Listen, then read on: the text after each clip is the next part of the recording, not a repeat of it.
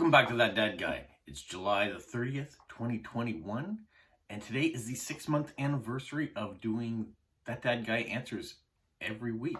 So the 26th part of this, so I'm pretty proud of that accomplishment. When I first started it, I didn't know how many people would want to ask questions weekly on the same video, and whether or not when I switched away from doing topics each week to just random questions, how it would last. Now, some weeks I've only had one question, and some weeks I get quite a few questions. I'm very happy about it when I get a lot of questions, because that means I can talk about different topics, research different topics, because some of the questions that come in, I don't really have an answer to. They're not always about me. They might be a historical thing, and so I get to learn too while I'm here. So there's going to be a bit of that in today's episode, because there were some topics that questions were asked and I didn't have the answer to, so I had to look it up. So hopefully it'll be informative for you as it was for me. So let's get to a few of the questions we have for this week. So my first question comes from Merja Nimla in Finland, and she says, have you ever listened to audiobooks, and do you prefer traditional books? Which books did you read the most recently? Well, I'm going to start with the last question first. What book have I read the most recently? It was a Jeffrey Archer book, but I still haven't yet finished it, and it's been a long time since I started it. I've just been away from reading. I haven't found that. I don't know if you get the same way, but every once in a while when you get into a good reading phase, you just want to read all the time. And then when you get out of it, it takes a long time to pick that book back up again, and I just haven't picked the book back up again. Now, have I ever listened to audiobooks? Used to listen to books on tape when going on trips, especially with my parents growing up. We did a lot of that. Whenever we did long trips, we would throw a book in, like a Miss Marple Mysteries or something to that, a Poirot, and so you would have a long time to listen. I think though, when satellite radio and things like that came into play, and you could put on either whatever music you wanted or stories that were there, that kind of killed the book on tape. And not to mention, tapes disappeared with CDs and the rest, but you could get books on CDs too. So as far as having like a Kindle or something and reading a book that way, no, I haven't done that, because I am very tactile. I would prefer to own the book, have the paper, and I'd prefer to own the book than actually to take it out from the library, just so it can go in my collection of books. And if you look through my videos and have seen my library in the background, we have a lot of books, because we've inherited them from my parents and grandparents and my wife's parents and the grandparents, and then our books. And so we have quite an extensive collection, even to the point now where we need to start thinning it out, because there's some books in there that have either never been read because they weren't something we were interested in, but we just happened to inherit them, or maybe they're like textbooks from when we went to university that are in the library, and we're not using those as reference anymore either. So some things just need to, you have to say goodbye to eventually. But yes, very tactile with my reading. Love to read when I'm in the mood to do so. So hopefully that answers your question, Merja. All right, the next one comes from Shara in British Columbia. Oh, when it comes to audiobooks, now I am trying to get some voiceover work, so I'm not going to badmouth audiobooks, because who knows, maybe my voice will be on an audiobook in the future, and if that's the case, go audiobooks.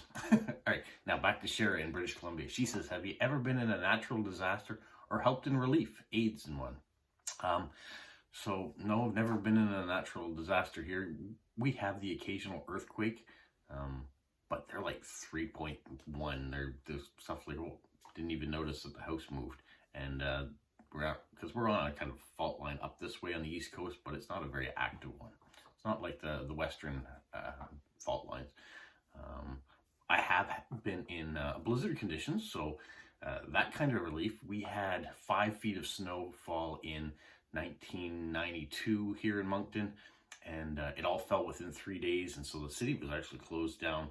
You could see skidoos that were going to help people out, because it took a long time to dig out of it, and the banks were so high by the time. So that was kind of the only natural disaster we probably had in this area or in any of the other areas that I happen to live in. But as far as relief, yeah, I've been down to Haiti. I went to Haiti in 1990, I think, on a mission relief. They were kind of in an their state had been overrun, and they needed a lot of different things. So I went down with a mission group to Haiti, my sister and I actually, for that one. And then I've been to West Virginia, and that wasn't really a natural disaster as much as trying to help out some of the people there that needed aid. And we were able to provide it with, fixing up houses and things like that. So I've done that. But as far as earthquakes or tornadoes or tsunamis, all that sort of stuff, I've never been through that, or war relief. So hopefully that answers your question. All right, the next one comes from Eric in Toronto, and he says, currently 14 Major League Baseball teams have their City Connect uniforms, which is like a third jersey. Which ones do you like the best, and which ones do you like the least? All right, so this is one of those ones that I kind of had to go and look it up to see all the different ones that are out there, because if I'm watching a baseball game, it doesn't necessarily mean they're going to be wearing their City Connect jerseys at the time. As far as the ones that I don't like, Boston Red Sox, those yellow ones with the baby blue, I don't like them. I'm going to throw up a picture of a few of them here, so hopefully that will work out so you guys can see what I'm talking about. The San Diego Padres with their super bright colors, or the Miami ones. I'm not really into that Miami Vice type look. You see it in the NBA uniforms as well. I don't like those bright colors, but I know my son, he really likes the bright color ones. So it may be an age thing that I prefer. If you're going to have a third jersey, it's going to be more traditional. So the Chicago White Sox on their south sides and all in the black, I really like those jerseys. I also like the Arizona Diamondbacks in the pale colors, but it looks very throwback to an old uniform. You can see them with their high socks and the times. So I really like those jerseys too. So whether the New York Yankees, they say that they may get one in the future. I hope they don't really change the pinstripes too much. Maybe go back to one of the other retro ones. But yeah, I don't really want to see, you can't see them in like heavy cotton or anything like that. So I don't know what they do with the Yankees. The Yankees kind of have timeless jerseys. The other one that kind of caught my eye a little bit, that's kind of the crossover between the two, would be the San Francisco Giants when they had the Bay Bridge on the sleeve. I like that aspect of their uniforms. All right, hopefully that answers your question. All right, Eric, let's move on to the next one. Actually, the next one is actually from Eric again. And this is more of a historical one. Having just watched my video on stamps, so I had a video on stamps about Japan that he was taking notice of. He says that you notice that the Japanese refer to their country as Nippon. So if you get a stamp from Japan, it says Nippon on the bottom of it. Why does the English-speaking world call it Japan when they refer to their country as Nippon? It's not like Nippon is a difficult word to say. That's true. It's not like the word España is a hard word to say, but we still call it Spain rather than España. In English, we call England England. In French, they call it Angleterre. So it's not just a matter of the words being difficult to say. It's that different countries use different terminologies to represent things. Now, I wanted to have more of a history of this. Why is it called Nippon?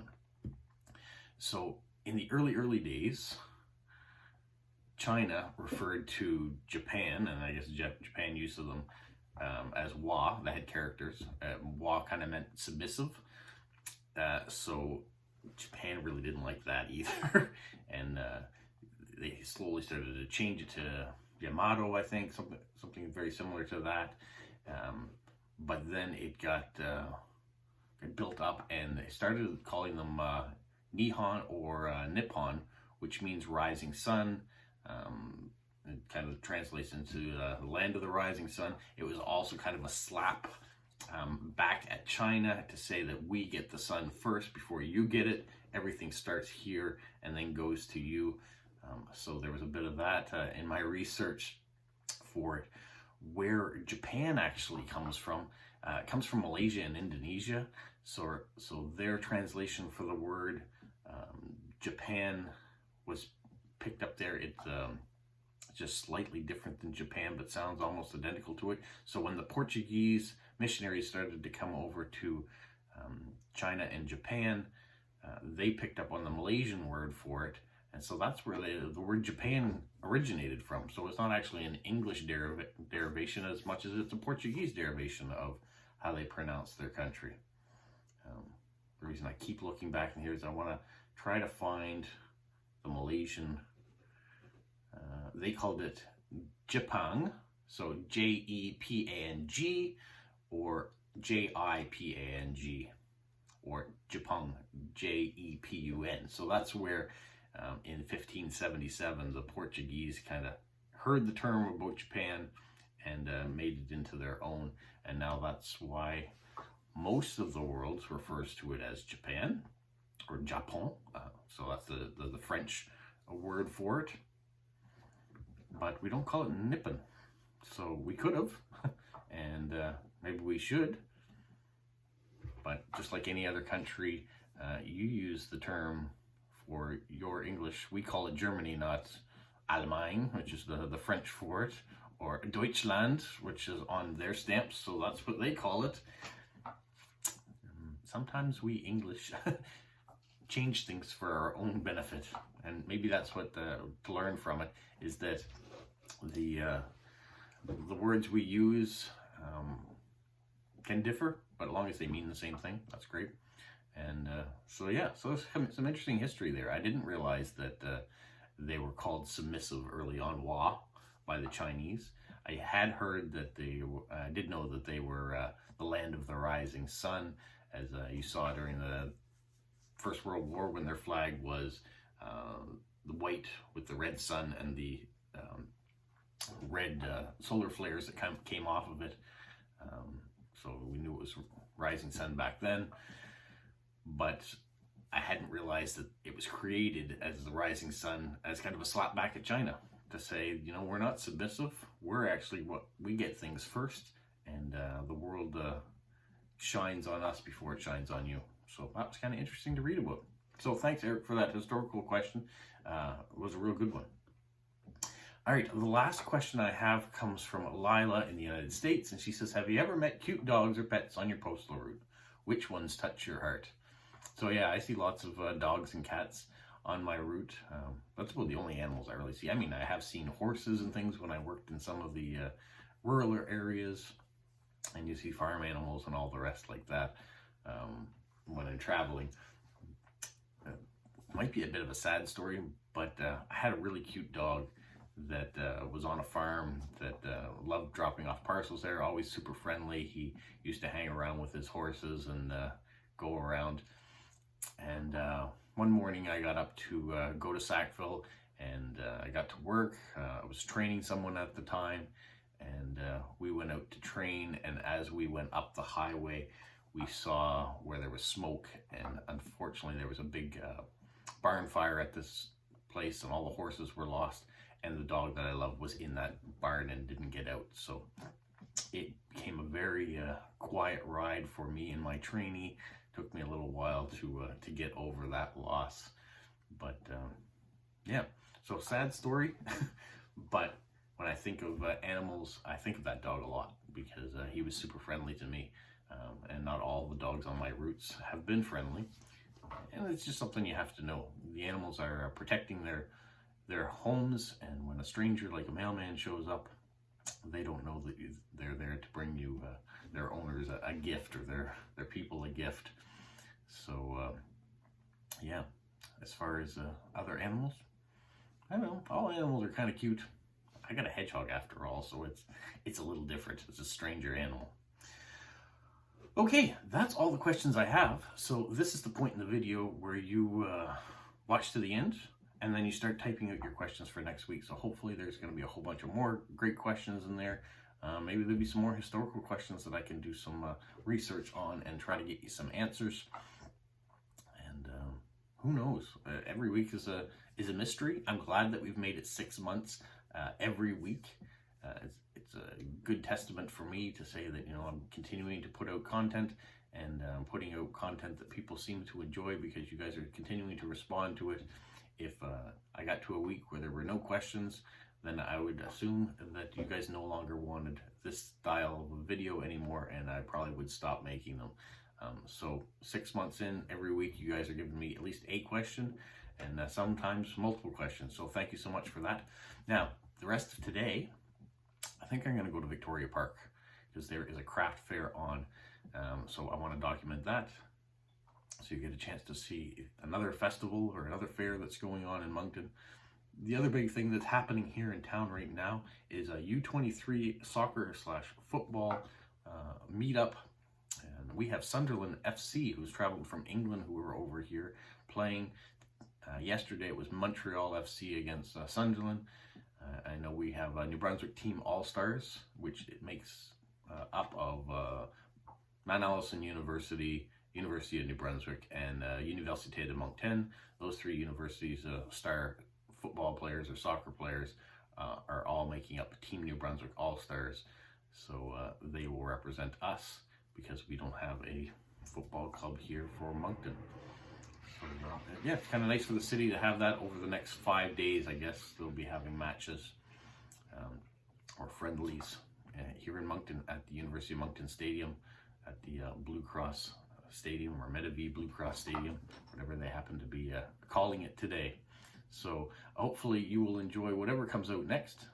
And I think the craft fair you might find interesting for all of those of you who are post-crossers and like to be a little crafty. So for now, stay safe. What, Polo? You say like, subscribe, share, and tell all your friends? Who's a good boy? Who's a good boy?